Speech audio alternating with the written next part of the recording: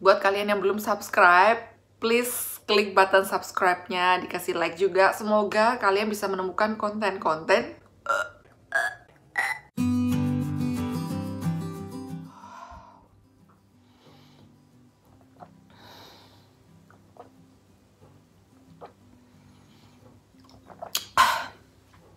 hari ini tuh panas banget di Belanda. Berapa derajat sih?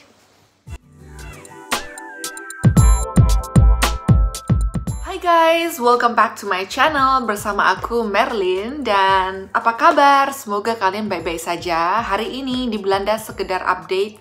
Cuacanya sekitar 24 derajat Celcius di siang hari. Dan itu panas banget buat orang Belanda. Mereka sudah kayak freak out. Mereka pengen ke pantai, pengen berjemur. Namun tetap harus menjaga jarak 1,5 meter karena ini masih di masa-masa karantina corona. Buat teman-teman yang baru bergabung, selamat datang di konten ini. Di sini aku akan bahas banyak sekali mengenai lifestyle di negara Belanda, lebih tepatnya atau di Eropa, pengalaman pekerjaan, dan juga mencari visa di luar negeri. Karena aku ingin berbagi banyak sekali pengalaman-pengalaman pribadi aku setelah tinggal di berbagai macam kontinen. Nah, terus aku juga suka masak-masak. Aku ingin berbagi dengan teman-teman sekalian, gak harus ibu-ibu, tapi juga para student yang baru mulai katakanlah berdikari sendiri, keluar dari rumah orang tua dan belajar memasak. Dan juga buat kalian yang baru pindah ke Belanda atau akan datang ke Belanda, kalian perlu belajar bahasa Belanda. Di sini aku banyak sekali share exercise buat kalian ya, entah listening, reading, writing. Siapa tahu kalian bisa lulus ujian integration. Nah, langsung check it out. Jangan lupa untuk klik button subscribe-nya and let's go. By the way, teman-teman, hari ini weekend dan aku setupnya tetap di rumah, masih di masa-masa karantin, dan aku super relax pakai t-shirt dari kayak conference Women in Tech Regatta. Ya, ini adalah salah satu conference yang cukup besar di US, di Europe, dan aku rasa di Asia juga, atau belum. By the way, pokoknya waktu itu aku sempat menjadi panitia dan dibagikan t-shirt ini sebagai suatu penghargaan dan ya, it was really nice. Ini aku akan bahas beberapa tipe visa yang paling mudah untuk didapat dan bisa kalian gunakan untuk tinggal di luar negeri. Nah, penasaran kan? Ini ditonton ya, jangan di skip karena setiap penjelasan itu penting supaya kalian tidak perlu bertanya lagi atau mungkin masih penasaran. Dan apabila kalian masih ada pertanyaan yang mungkin belum dibahas di celotehan saya ini, kalian langsung ketik di kolom komennya, nanti aku akan lihat dan aku akan tinjau kembali. By the way, teman-teman, sebelumnya aku sudah pernah bahas berbagai macam tipe visa yang ditawarkan oleh negara Belanda ke warga negara asing dan bisa kalian gunakan. Nah, itu disimak di video bawah ini. Silakan klik linknya dan kalian dengarkan mana yang paling cocok dengan kalian dan kalian bisa mencari jalan yang benar.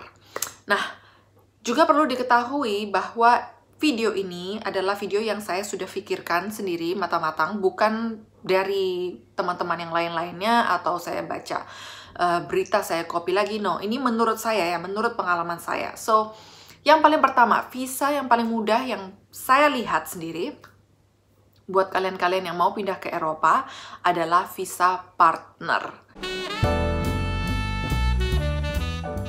Gimana kok bisa mudah sih? Mudahnya di mana, Merlin? Gitu. Ya, aku juga bingung ya.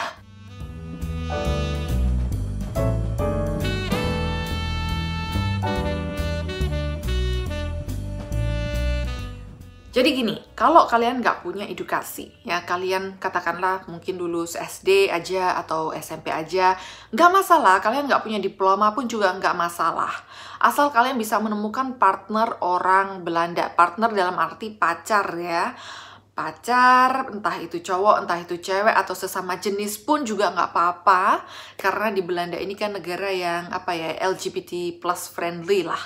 Jadi kalau kalian menemukan partner-partner yang cocok, entah itu via Tinder, entah itu via Facebook, atau via teman, semuanya kalian jabanin, kalian jalanin relationship kalian, dan apabila kalian cocok, nah ini poin pentingnya ya, kalau kalian cocok, kalian bisa lanjutkan ke tahap yang lebih serius, yaitu kalian bersama partner kalian atau pacar kalian bergabung menjadi satu di negara Belanda. Nah, di sini saya sarankan hanya untuk relationship yang serius ya. Apabila partner kalian di Belanda dan kalian mau bersatu tinggal di Belanda, partner kalian yang di Belanda itu harus mengundang kalian dari Indonesia ke Belanda. Nah, di sini tentunya ada uang ya, money yang involved. Entah kalian dan partner kalian mungkin kongsi, bayar biaya-biaya birokrasi, visa, etc., uang kursus, nah itu harus dibicarakan lagi. Tapi menurut saya ini visa yang paling mudah, karena dengan bukti-bukti kalian sudah menjalani hubungan, entah itu LDR ya, long distance relationship Indonesia-Belanda, kalian sering call-callan, atau kalian sudah pernah visit satu sama lain, hal tersebut sudah menjadi bukti yang valid, yang autentik, dan kalian bisa mengajukan visa partnership. Nah, ini adalah visa yang saya juga gunakan sendiri ketika saya datang pertama kali ke Belanda. Nah, visa partner ini sendiri ya, uniknya tuh itu, kalian tidak perlu harus menikah dahulu, katakanlah di Indonesia atau di Belanda.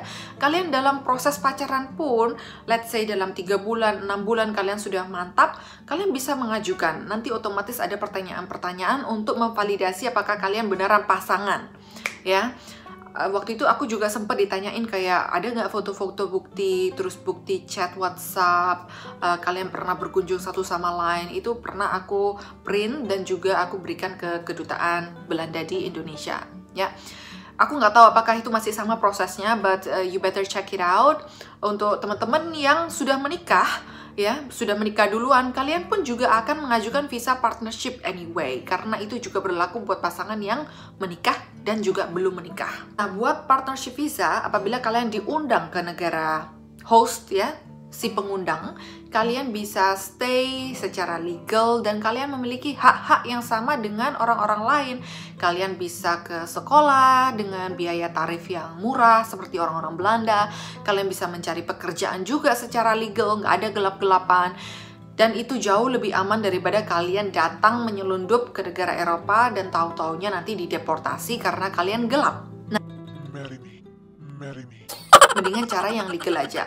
Dan keuntungannya kalau kalian stay di negara Belanda 5 tahun ya, unbroken period of time living in the Netherlands bersama partner yang sama, nah kalian bisa mengajukan naturalisasi. Apa itu naturalisasi? Nah, anak-anak hukum pasti tahu ini apa. Jadi naturalisasi itu adalah proses perubahan kewarganegaraan. Nah, ini sayangnya ya, too bad kalau misalkan kita tuh kewarganegaraan Indonesia, punya paspor Indonesia mau ditukar dengan kewarganegaraan apapun di seluruh dunia ini, kita harus melepas kewarganegaraan Indonesia kita. Goodbye Indonesia. Kita bisa visit sebagai turis, tapi kita tidak bisa tinggal sebagai warga negara Indonesia gitu. Ya, itu moga-moga lah undang-undang ini cepat direvisi. Aku nggak tahu gimana update-nya karena sudah sumpek. Aku cari-cari terus dan isi petisi juga yang mana we don't know gimana tuh kabarnya.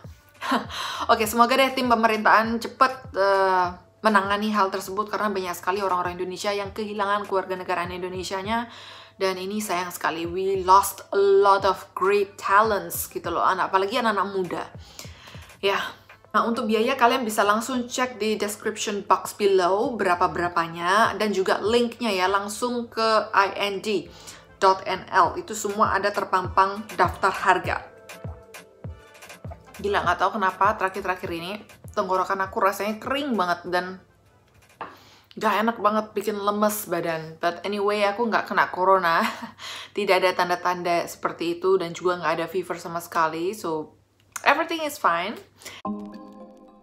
Yang kedua, kalau kalian baru lulus kuliah atau katakanlah kalian nggak kuliah sama sekali, ya nggak apa-apa. Ini juga ada cara lain, asalkan kalian di bawah umur 31 tahun ya. 31 tahun. Nah, ini buat teman-teman cowok ataupun cewek terserah ya. Yang penting kalian suka anak-anak dan bisa menjaga anak-anak. Nah, kalian bisa juga menjadi au pair. Nah, au pair ini sudah pernah aku bahas di video sebelumnya ya. Buat kalian syarat-syaratnya apa aja, di bawah 31 tahun, terus kalian harus bagaimana dengan host family, siapa yang mengundang, etc. Langsung dicek di link di bawah ini. Dan juga video yang kedua kemarin aku sudah pernah bahas dengan au pair Indonesia. Ya, aku mendatangkan au pair sebagai tamu di channel aku, kita bahas panjang dan lebar mengenai apa aja sih job desk-nya seorang au pair dan prosesnya yang mudah tuh gimana tanpa kita harus mengeluarkan kocek banyak buat agensi di Indonesia. Nah, itu bisa langsung dicek juga di link bawah ini. Kalau kalian sudah selesai masa au pair kalian selama 1 tahun, au pair itu harus 1 tahun ya, stay di negara Belanda, di host family kalian stay di rumah host. Setelah 1 tahun lalu bagaimana? Nah, pilihannya antara kalian pulang atau kalian stay di Belanda. Nah, sekarang kita akan bahas gimana caranya untuk stay longer di negara Belanda atau di negara Eropa lainnya. Ada berbagai macam cara, guys. Yang pertama, kalian juga bisa apply lagi program au pair. Yang kedua, itu pun bisa ya diajukan asal kalian memenuhi syarat-syarat di bawah 31 tahun dan kalian menemukan host berikutnya pun juga mau membikinkan kontrak buat kalian, atau kalian pindah ke negara Eropa lainnya. Itu cepet banget ya, lebih mudah juga karena host family di negara tetangga sudah lihat, oh kamu sudah di negara Belanda jadi au pair, terbukti oke, valid, kamu sudah punya visa di Eropa, so mereka bisa transfer secara cepat. So, apabila kalian memiliki pertanyaan yang spesifik mengenai second au pair assignment, itu gimana? Kalian bisa langsung klik di kolom bawah ini. Nanti aku dan bersama au pair lainnya akan coba membahas dan memberikan jawaban yang signifikan berdasarkan pengalaman yang real. Oke? Nah, sekarang kalau 1 tahun itu sudah lewat ya sebagai au pair, yang biasanya aku lihat teman-teman au pair itu juga memiliki teman-teman di Eropa, pacar, dan lain sebagainya. Nah, itu kalian juga bisa diundang atau langsung stay di negara Belanda dalam jangka waktu yang panjang. Itu lebih cepat lah. Katakanlah kalian sekalian juga bekerja sebagai au pair, kalian juga mendapatkan pacar. Nah, sekali lompat batu, 2-3 pulau terlampaui. Atau sekali lompat 2-3 pulau terlampaui. Ada lagi kayak sambil berenang minum air. Ya nggak sih? No, sambil menyelam minum air. Oh my god, sudah lupa. Ya, sambil menyelam minum air. Nah, katakanlah sekalian bekerja sebagai au pair, kalian juga bisa mencari-cari pasangan hidup di Belanda selama 1 tahun. Itu kan cukup waktu buat banyak sekali kopi darat, mencari pacar kanan kiri, menemukan yang cocok, dan akhirnya kalau cocok kalian bisa stay di negara Belanda lebih gampang karena pacar kalian kan bisa lihat kalian langsung on the spot, face to face, nggak pakai yang namanya WhatsApp, FaceTime, Tinderan, no. Nah, itu lebih cepat sih biasanya aku lihat ya. Haus pemirsa, minum dulu ya. Saya memerlukan glukosa. Oke, atau forget tentang pacar-pacaran itu, lupakan tentang pacar kalau kalian tidak menemukan pacar. Gunakan 1 tahun tersebut dengan baik. Kalian bisa coba apply pekerjaan-pekerjaan yang ada di Belanda dan di situ kalian bisa diundang langsung untuk face-to-face interview. Nah, itu tuh adalah suatu kesempatan yang cukup langka ya. Karena biasanya kan interview yang via Zoom atau via Skype itu sangat menghalangi, banyak sekali faktor lah sehingga kita tuh kayak sering banyak dapat tolakan dan lain sebagainya. Nah, kalau kalian sudah ketemu kopi darat langsung dengan interviewernya atau manajernya, bilang kalau kalian memang au pair atau program au pair kalian sudah mau habis, kalian memiliki impian untuk bekerja di company tersebut dengan diploma yang kalian punya. Itu bisa kalian coba juga, lebih cepat caranya. Kalian bisa stay di Belanda lebih lama lagi kalau kalian mendapatkan pekerjaan tersebut. Nah, itu ya poin yang kedua. Teman-teman, ini yang ketiga jangan di skip karena ini penting banget ya buat teman-teman adik-adik yang memiliki diploma bachelor dan master atau akan memiliki diploma tersebut. Nah, kalau kalian pernah bermimpi ya, wih aku tuh pengen banget sekolah di luar negeri, caranya gimana gitu, aku pengen banget.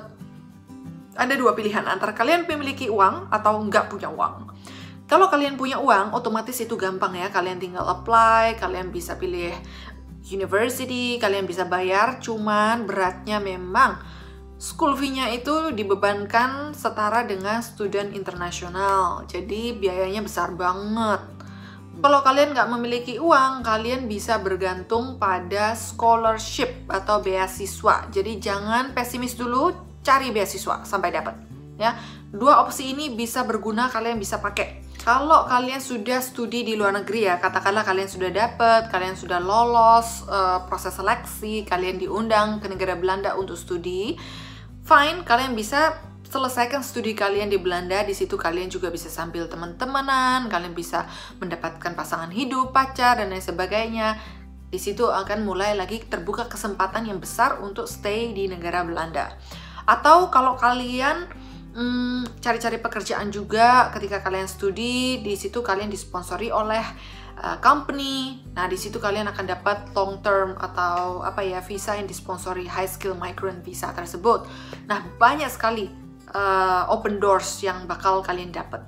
Buat teman-teman yang sudah lulus nantinya, lulus dari universitas, kalian juga memiliki 1 tahun Sukyar Visa. Apa itu Sukyar Visa? Nah, itu sudah pernah aku bahas di vlog aku sebelumnya, tinggal langsung disimak juga tipe-tipe visanya apa aja. Ya, jadi Sukyar Visa itu pokoknya intinya adalah search year visa selama 1 tahun yang diberikan oleh pemerintah Belanda kepada student-student yang baru graduate, lulus, ya. Kalian bisa mencari pekerjaan dan company yang meng-hire kalian bisa mensponsori. Nah, untuk lebih lengkapnya lagi, kalian klik di tipe-tipe visa dan bagaimana prosesnya. Oke, disimak ya. Nah, di situ kalian akan terbuka lagi banyak sekali kesempatan untuk stay di negara Belanda. Pertanyaan yang paling sering aku dapetin ini juga adalah, loh, kalau ini scholarship, kalau scholarship itu bukannya harus kembali ke negara Indonesia dan mengabdi. Memang secara kontrak tertulis seperti itu ya, tapi pada prakteknya yang saya tahu dari teman-teman juga, buktinya masih banyak juga yang stay di negara Belanda atau negara-negara Eropa ya. Setelah mereka mendapatkan scholarship, mereka mencari pekerjaan atau internship, disponsori dulu, mereka stay lebih lama lagi di negara ini, dapat pacar, stay lagi lebih lama. Jadi ada alasan ketika Indonesia atau institusi tersebut menanyakan, loh kamu kok nggak pulang? Oh, saya sudah memiliki relationship yang serius dengan orang di Belanda. Saya ingin menikah. So ya, di situ saya kurang begitu tahu gimana prakteknya in real. Apakah ada penalti yang harus dibayarkan atau gimana? Nah, buat teman-teman yang mungkin sudah pernah tahu jawabannya, tolong kasih tahu aku di sini juga karena aku juga penasaran. Dan juga buat teman-teman penonton yang pengen tahu. Nah, di situ itu adalah tipe-tipe visa yang paling gampang ya, menurut aku. And yang terakhir buat teman-teman yang terus nonton sampai akhir, aku kasih bonus juga. Ya, ini juga disimak. Buat teman-teman yang memiliki bachelor, sudah memiliki pengalaman bekerja di Indonesia ya professionally, itu kalian juga bisa mengajukan high skill migrant visa. Nah, ini juga harus pinter-pinter. Bidangnya apa aja sih yang ditawarkan? Memang betul, negara-negara Eropa ini sangat selektif ya. Mereka otomatis mau hire orang yang mana talentnya tuh susah banget dicari di negara sendiri, sehingga mereka harus, katakanlah tuh, impor lah. Mengimpor orang-orang dari negara-negara lain. Contohnya orang-orang India tuh banyak banget yang diundang ke negara Belanda. Sudah ada kayak Indian village-nya di sini. Nah, itu kenapa seperti itu? Karena contohnya salah satu industri yang paling booming di Belanda selama 10 tahun terakhir ini adalah IT. IT ini pun juga banyak ya niche-nya, super broad banget, general. Kalian harus tahu apa itu IT, apakah itu engineering, apakah itu IT infrastructure, apakah itu back-end engineer, front-end engineer, full stack, dan lain sebagainya. Nah, itu kalian coba simak, coba cari ya di kolom LinkedIn atau Indeed, pekerjaan apa aja sih yang ditawarkan di bidang tersebut.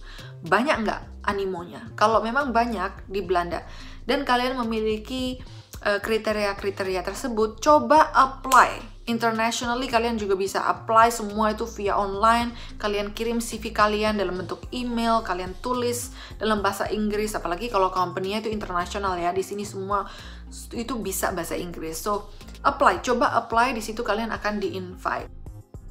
Ini juga bonus nih buat teman-teman yang terus sampai akhir nonton video ini. Gunakan power of referral. Jadi kalau kalian memiliki teman-teman atau sanak saudara yang bekerja di company tersebut, kalian minta untuk di-refer. tolong di refer. Karena apa? Kalau misalkan kalian di refer ya, artinya kalian tuh direkomendasikan. Hey, aku punya nih temen ini di Indonesia, dia tuh pinter A, B, C, D, E, kamu pasti cocok. Nah, gunakan power of referral itu ya. Manfaatkan, gali informasinya, company itu butuh apa aja sih, interviewnya nanti bagaimana sih, etc. etc. Di situ kalian tuh kayak stand out among the whole applicants. Kalian tuh apa ya, menjadi kayak outstanding sekali lah apabila kalian di refer ya dari ribuan aplikasi yang datang. Nanti kalau kalian diundang interview itu ada tahap-tahap persiapannya. Nah, aku lagi garap ini video berikutnya nanti, tips and tricks. Tapi jangan lupa give me likes, give me thumbs up, dan juga comment, subscribe, karena itu akan mendukung banget aku supaya video itu cepat terilis. Tipe-tipe industri yang mana lagi booming dan terus akan booming karena mereka terus cari talent. Yang pertama aku tahu itu bidang IT. IT itu nggak akan ada matinya. Ya, mereka itu terus mencari orang-orang yang bisa membuild up the future company yang mana sangat erat hubungannya dengan teknologi. Nah, yang kedua itu bidang finance, accounting itu juga rame banget ya. Company itu pasti butuh orang-orang yang ada basicnya mengenai accounting, finance, dan bisa membantu keuangan company. Yang ketiga kayak payroll. Aku tahu ini agak sedikit berbeda ya. Mungkin payroll di Indonesia, payroll di negara lain, berbeda dengan payroll di Belanda. Tapi asal kalian sudah punya basic, dan aku tahu ada beberapa temen yang memang nggak ada basic sama sekali, tapi at least accountingnya jalan lah, matematiknya jalan. Kalian stay di negara Belanda, apply mulai dari nol, kalian di train, kalian bisa, udahlah, kalian bisa menanjak karirnya. Terus apa lagi? Kayak psikolog, aku tahu ini mungkin marketnya agak sedikit spesifik ya, tapi psikolog itu juga diperlukan sekali loh di Belanda. Dan aku lihat sendiri banyak psikolog-psikolog yang mana orang-orang internasional. Ya, apalagi kan penanganan kasusnya tidak terikat sekali dengan peraturan-peraturan hukum, jadi lebih ke praktek klinis. Kalian bisa coba search, lakukan research, dan juga tanya-tanya dengan banyak orang ya, supaya kalian dapat banyak info. Terus kayak nursing. Nah, nursing di hospital itu memang perlu. Karena apa? Karena pada musim corona seperti ini itu banyak frontliners yang kewalahan dan mereka kekurangan tenaga kerja. Nah, apabila kalian memiliki kemampuan di bidang tersebut, coba deh cari informasi sebanyak-banyaknya ya, karena mereka kalau nggak salah tuh mengundang banyak sekali tenaga-tenaga kerja keperawatan ya, atau dokter pun juga. Kalau bisa kalian datang ke negara Belanda, kalian di train ulang otomatis, dan juga kalian bisa mendapatkan pekerjaan. Nah, itu aku nggak jamin gimana, tapi yang pasti itu ada jalannya, dan aku pernah mendengar dari orang yang bersangkutan. Dan juga nggak cuma itu ya, ada second factor, yaitu di negara Belanda ini adalah negara yang cukup banyak orang tuanya dibanding anak mudanya. So, orang-orang tua ini perlu ada yang merawat. Nah, siapa yang merawat? Ya, perawat. Perhatian, apa yang saya sampaikan di video ini tidak menjamin visa kalian langsung di-approve dan 100% lancar. Walaupun kesannya mudah, tapi semua itu tetap butuh proses, butuh perjuangan, butuh money juga ya, duitnya juga ada. So, kalian pikirkan baik-baik apabila memang kalian ingin sekali tinggal di luar negeri dan mungkin memperbaiki nasib kalian. Kalian tetap bersemangat dan juga jangan putus asa. Banyak-banyak berdoa supaya kalian terus dilancarkan jalannya. Sukses selalu! Wow, aku sudah bahas panjang dan lebar ya, sampai aku haus banget, gila.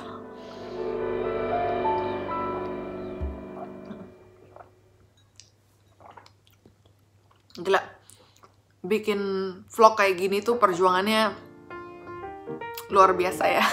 Aku nggak nyangka, aku rasa waktu itu dulu cuman cuap-cuap aja di depan kamera and that's it. Ternyata tuh masih ada yang namanya pre-production, post-production. It's a lot of work, jadi thumbs up ya buat teman-teman para YouTuber yang bikin konten yang menarik dan juga sangat bermanfaat buat kalian-kalian. Kasihlah thumbs up, di-support, di-share juga, dan juga berikan kita ya at least nice comments lah, jangan komen-komen yang julid. Jadi itu hari ini tips-tips yang sudah aku share. Aku nggak ngutang lagi sama kalian mengenai visa-visa termudah yang bisa didapatkan ke negara Belanda. Kalau kalian ada pertanyaan atau kalian merasa kalian tanya sanak saudara kalian yang ada di luar negeri tapi kayak irit informasi, terus juga nggak mau bantu kalian, let me know.